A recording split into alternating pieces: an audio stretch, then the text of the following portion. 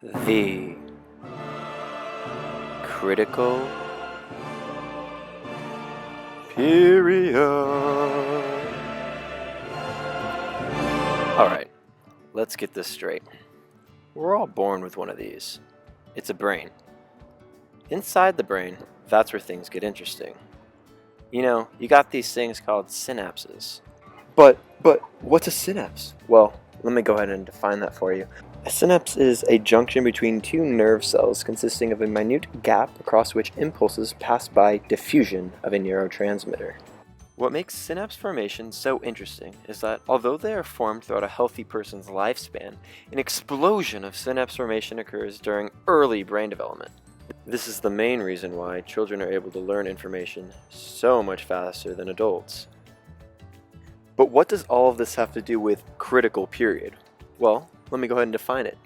Critical period is a period during someone's development in which a particular skill or characteristic is believed to be most readily acquired. So we got two girls. The one on the left, we'll call her Dr. Lee. She loves technology. She grew up using it, and she's really good at understanding it. The other girl on the right never grew up with technology. She doesn't understand how to use it whatsoever because she was not exposed to it during her critical period of development.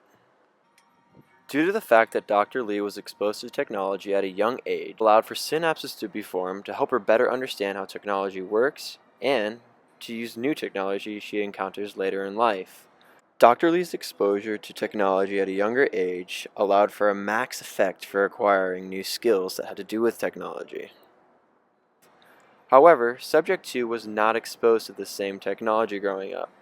To have that exposed to her at a later age would just make it harder for her to understand it. Subject 2 being exposed to no technology growing up simply means that it will just take her longer to understand any technology she encounters later in life.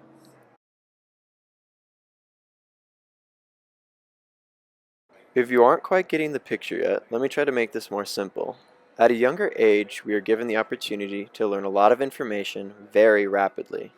The amount of synapses formed during these early stages of development are higher than at any other point in our lives. This is an opportunity to engrave techniques and concepts that could aid us for the rest of our lives.